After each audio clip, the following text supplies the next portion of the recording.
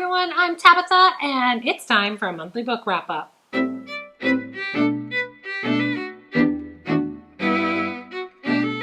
So I've read 11 books in August. A few weeks ago, I posted a video with 5 reviews, which I'll drop in the comments below. And I also separately did a review for Reverie, which I got an ARC for, and I'll link that video below in case you're interested. So today we're really just going to finish up the last 4 books that I've read for the month of August.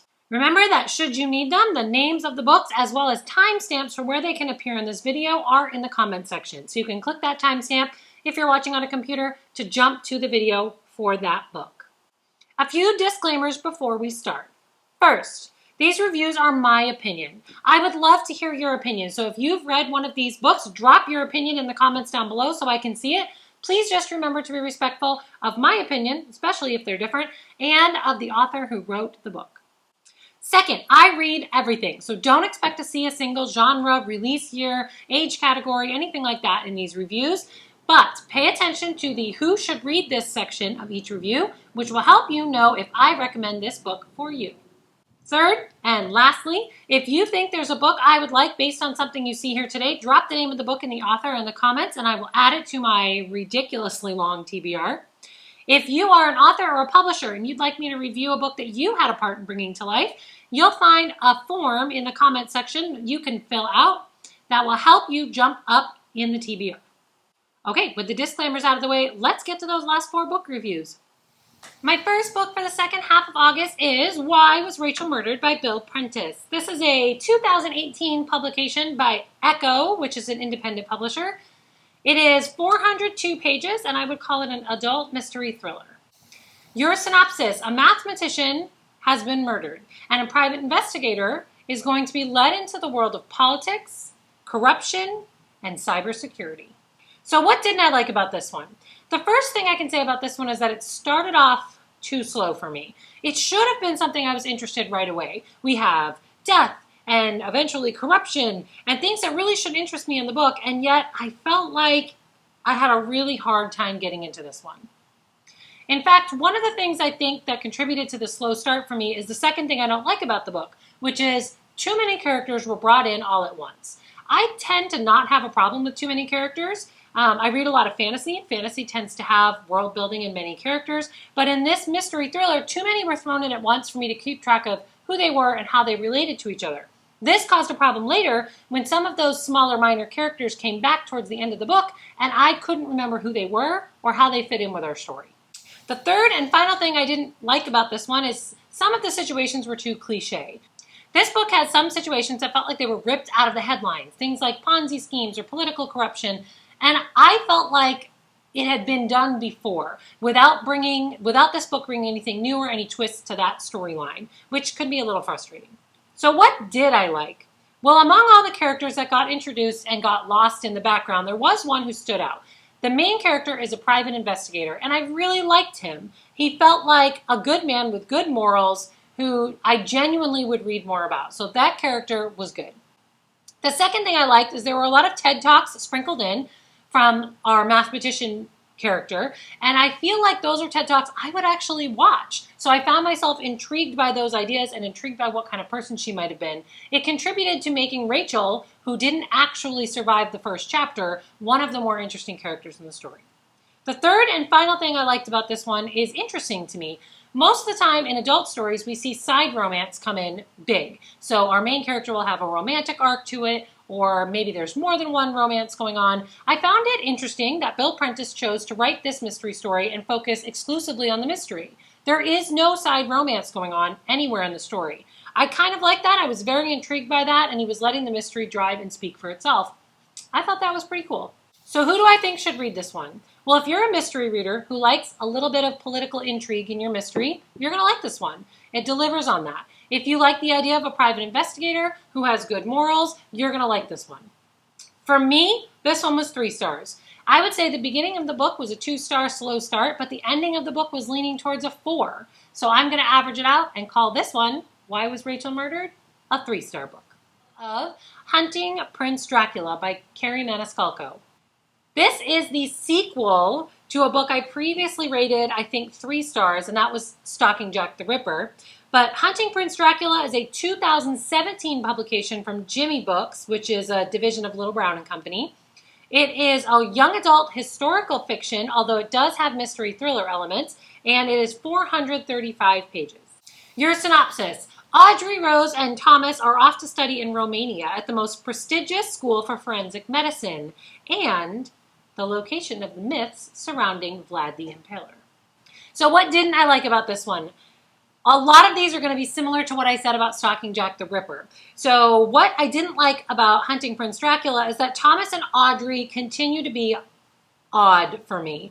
They do work better for me in this book than they did in the first one. In the first one, their romance did nothing for me. It felt forced and frustrating. In this book, it feels a little more natural and a little bit better, specifically towards the end of the book, but it's still not my favorite side romance or romance in a young adult. So that still wasn't up to where I wanted it to be. Second thing I didn't like about this one is that this series still continues to feel like it's rushing through the exciting stuff, like the death and the autopsies and the mystery, and then dragging its feet through the slow stuff, like Audrey getting in her own head, or letters Audrey wrote, or Audrey's conversations with Thomas. In fact, I would say this one had a really slow start, and that's the third thing I didn't like about this book. I was listening on an audiobook, so I can actually tell you that I was 3 of the 10 sections, or 30% of the way into this book, before it was actually really grabbing my interest and making me want to know what was happening. Which is unfortunate, because I'm pretty sure there's a murder before that. So it really should have had my attention before. Lastly, the title promises this is called Hunting Prince Dracula. Having finished the book, I understand where the connection comes from. I understand why we said that, but let's be real. With a title like that, you want more Dracula than you get from this book. So, what did I like about this one? The moments where we were deep into the mystery, hello, basement scenes, were actually my favorite. They were well written, they were intense, they moved fast, they kept my interest. I wanted to know what was happening next, but again, I felt like those were a little too few and far between. I do have to say the ending was cute. I'll give it that. I said the romance between Thomas and Audrey Rose clicks up a little towards the ending, so that left us with a nice, cute ending. Not the word you'd want me to use to describe a mystery thriller, but if we're talking historical fantasy, then I'd say it's okay to have a cute ending. And the last thing that I liked about this one, and this is going to be, I don't want to say it's an unpopular opinion, it's just not an opinion I'm seeing a lot of. So I looked at a lot of the reviews on Goodreads and things, and first of all, clearly I am unpopular in my dislike of Thomas and Audrey. But I don't see a lot of people mentioning this. I actually love Ileana and Daciana. I love them. They are wonderfully well written. I feel like they were really good characters. They had a lot of depth to them. They had a lot of secrets they were hiding. I really liked that. And not only that, they should be the romance that this book is around. Like, they should be this romance because they're adorable and they're honest with who they are and they're not afraid of their feelings. And so I really enjoyed them and I wanted more of them in this book. Who should read this one? I'm going to say the same people who I recommended Jack the Ripper for, with one minor exception. I still think if you are a young adult romance fan and you're interested in trying out some light mystery thriller or some light historical fiction, this would be a good one for you. Be careful because I wouldn't recommend this the other way around. If you're a mystery thriller fan who wants to try some of these other genres the first time, I don't think you're going to love it as much. The mystery thriller element for me was a little too downplayed and hidden underneath some of this other stuff. So it's hidden underneath the history and it's hidden underneath the light romance, even if the romance didn't work for me. So I feel like if you're, you have to like that base stuff first. You have to like that history and that romance base first. I also want to say, last time I said if you were a huge Jack the Ripper fan and if you had already, you love Jack the Ripper and you did a lot of research on Jack the Ripper, you would like Stalking Jack the Ripper. I'm going to say that this time if you're a huge Dracula fan and you are read up on Dracula and you know the myths surrounding Vlad the Impaler and those kinds of things, you're not going to like this book. There wasn't enough of that, I don't think, to bring you through the story and keep you interested in the story. In my opinion, but please let me know in the comments if you disagree. Lastly, for me, this one was a 3-star, and I'm going to be honest with you, that's rounding up. I would say this one was 2.5, 2.75, something like that. I'd have to round it up to 3, which I did for Goodreads. There are just components of this that I like. There really are. There's a lot of components I'm crazy about and I like, but for me, they're just too spread out and they're too inconsistent, and that just brought the story down. I found myself forcing myself through the parts I wasn't crazy about for the few and far between parts that I would like. So 3 stars for Hunting Prince Dracula. Okay, my third book for the second half of August is The Mysterious Benedict Society and the Perilous Journey, which is the second book in the Mysterious Benedict Society series by Trenton Lee Stewart. It's a 2008 publication by Little Brown and Company, 440 pages long, and I would call it a middle grade mystery. Your synopsis: the Mysterious Benedict Society is brought together again 1 year after their last adventure for a scavenger hunt. But things are going to take an unexpected turn when Mr. Benedict himself goes missing. So what didn't I like about this one? Well, the first thing I didn't like is that this book has kind of a slower start. It didn't seem to jump into the action as quickly as I remember the first one doing. It almost felt like there were actual pages or sections of this book that could have been cut without diminishing the quality of the book at all. Second thing I didn't really like about this one is Constance. She's one of our main characters, and I can't exactly put my finger on what it is that I don't like about her. I have a suspicion that what I think bothers me is that she doesn't even remotely act her age. Her age, without ruining anything for you, her age was a huge plot twist towards the end of book 1. And I think that's part of the reason why she's just not my favorite. You, along with the other characters, kind of assumed something about her age, and when that plot twist came in, it threw you for a little bit of a loop, and it makes it seem as though she just does not act her age, which bugged me just a bit. The third and probably biggest thing that I didn't particularly like about this one is that the puzzles are lacking. Let's be honest, we read the Mysterious Benedict Society because these are genius kids and their puzzle-solving skills are awesome. This series is like a high-level mystery, but with puzzle solving and for kids. The problem in this one is that I felt like the puzzles were more bland. I wanted things that I was amazed they figured out, which is what I got in the first book, and that just didn't deliver in this second book. They were too ordinary compared to what my expectations were. So what did I like about this book? The first thing I liked about this book is Rennie. The character lessons for this particular book are wrapped up in Rennie this time around. I really adore this kid. I adore the way he thinks. I adore his internal monologue, the way he approaches problems, the way he talks to his friends and the people around him. I just adored Rennie. The second thing I liked about this one is Kate.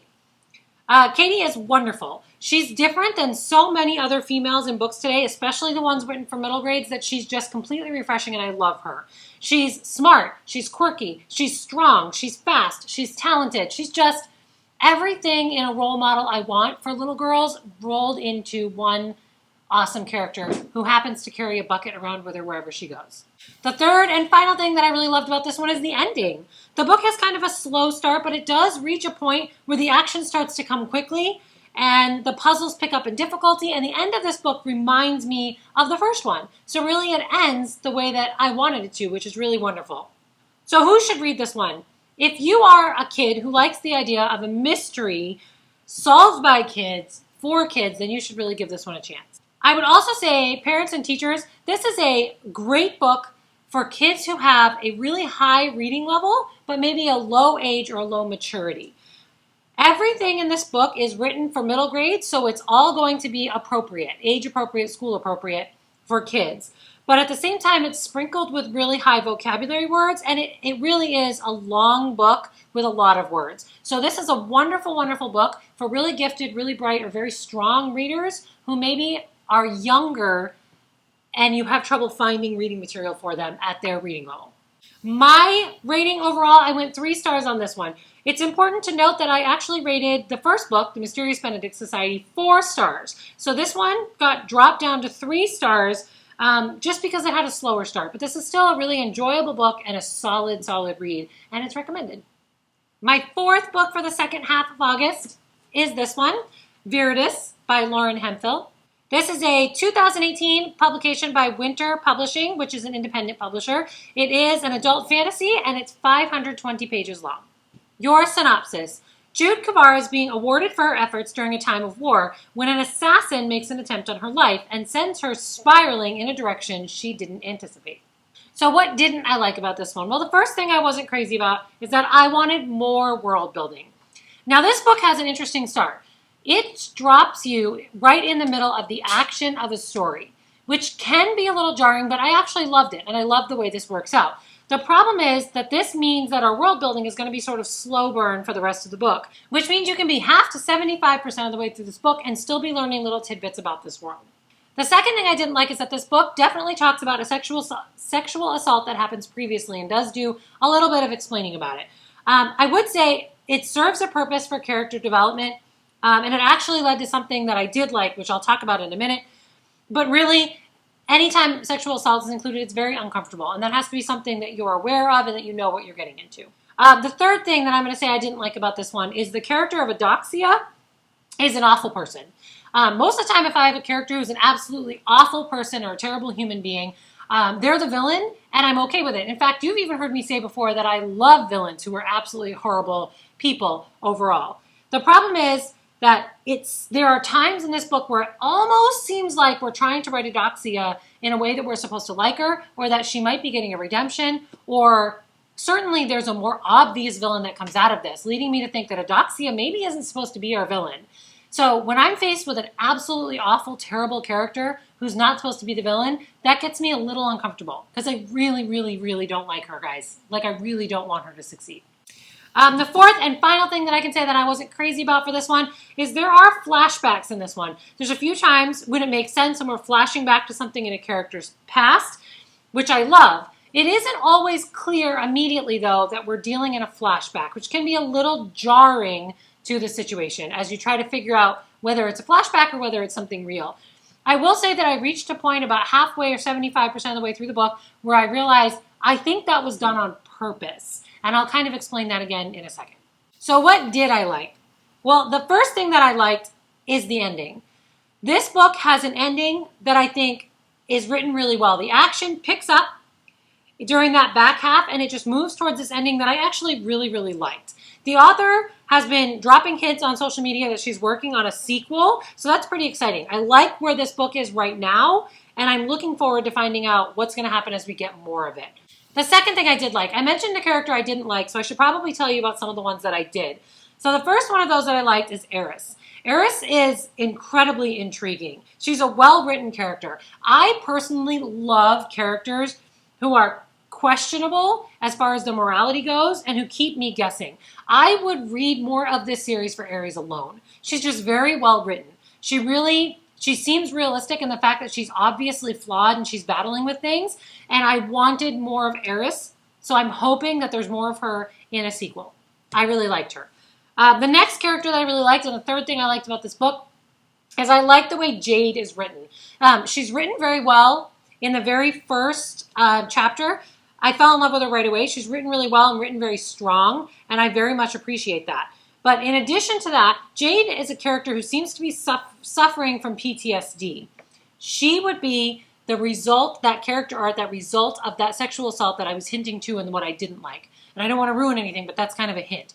And I would say that her PTSD is believable, it's well written, it's intriguing, and it made her character have more depth than she would have otherwise. So I very much appreciated that. She comes across as someone who is deeply, deeply traumatized, and I do believe that that was well written, in my opinion. Next thing that I liked, and also happens to be another character, is Thaddeus. Again, I am a weird person in that I love morally questionable characters. I love characters who are written to surprise me, who are written to shock me, who are written with depth and surprise, and I would say Thaddeus is that all the way, and I'm hoping for more of him in another book. The last thing that I can say that I really liked about this one is, come on, this is a gorgeous cover, right? That's a gorgeous cover. So who do I think should read this one? If you like futuristic books, if you like books that are set in space, if you like books about wars between groups, if you like any of that, all wrapped into one story, you should read this one. Viridis doesn't seem to be the same story that you've heard before. There are major differences and major twists in the plot that are going to be stuff that you're like, okay, this is refreshing. I like this. So it's recommended for those people. My rating overall, I went 3 stars. The beginning was a low 3, but the ending was leaning more towards a 4. So overall, I would say this is a solid debut novel from an up-and-coming author that fantasy fans should really be watching. Okay, that's it for me and the books that I read in August. If you enjoy these monthly wrap-up videos, make sure you follow me on Goodreads where you can see what I'm reading so you know what will be coming in future book wrap-ups. Also, remember, if you're a publisher or an author, don't forget to follow that link down there to give me a description of your book so that we can see if you want to jump up on the TBR. Hit subscribe so you know when I'm back. keep plotting the path to your dreams, and I will see you next time. Bye!